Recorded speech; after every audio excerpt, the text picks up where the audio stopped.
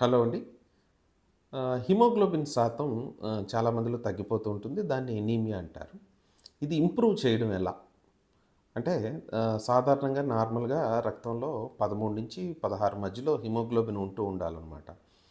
So, ఇది బాగా తగ్గిపోయినప్పుడు different different లెవెల్స్‌లో ఉంటుంది. కొంతమందిలో మోడరేట్, కొంతమందిలో మైల్డ్ ఎనీమియా ఉంటుంది. కొంతమందిలో మోడరేట్ ఎనీమియా ఉంటుంది. కొంతమందిలో సివియర్ ఎనీమియా ఉంటుంది. బట్ ఈ ఇంప్రూవ్ చేయడం అనేది డిపెండ్స్ ఆన్ ఎందుకు తగ్గింది? హిమోగ్లోబిన్ ఏ డిజార్డర్ వల్ల వాళ్ళలో తగ్గిందనేది చాలా ఇంపార్టెంట్. ఇండియాలో కామన్‌గా మనం చూసే కారణం ఏంటంటే న్యూట్రిషనల్ డెఫిషియన్సీస్ అంటారు.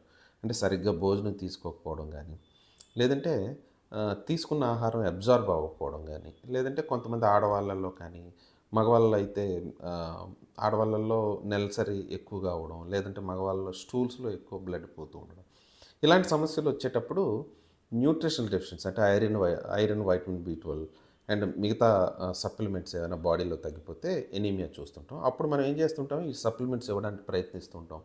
పేషెంట్‌ని గుడ్ ఫుడ్ తీసుకోమని సజెస్ట్ చేస్తుంటాం. ఐరన్ రిచ్ ఫుడ్స్ లాంటివి తీసుకుంటే మంచిదని సజెస్ట్ చేస్తుంటాం అనమాట. ఇది దాటిన తర్వాత ఏమవుతుందంటే, ఎప్పుడైతే న్యూట్రిషనల్ డెఫిషియన్సీస్ కాదు అని కన్ఫర్మ్ చేసుకుంటే, ఏ ప్రాబ్లమ్ ఉంది? వాళ్ళకేమైనా హీమోలైటిక్ ఎనీమియా ఉందా? లేదంటే హెరిడిటరీ డిజార్డర్స్ ఏమైనా ఉన్నాయా? థాలసీమియా లాంటివి గానీ, సికిల్ సెల్ ఎనీమియా కానీ, లేదంటే ఏప్లాస్టిక్ ఎనీమియా లాంటి బోన్ మ్యారో ప్రాబ్లమ్స్ ఏమైనా ఉన్నాయా?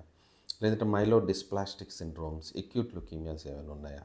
మల్టిపుల్ మైలోమా లాంటి డిజార్డర్స్ ఏమైనా ఉన్నాయా? ఇలాంటివి చూసుకొని దానికి ట్రీట్మెంట్ చేస్తే వాళ్ళలో హిమోగ్లోబిన్ లెవెల్ ఇంప్రూవ్ అయ్యే ఛాన్సెస్ ఎక్కువగా ఉంటాయన్నమాట.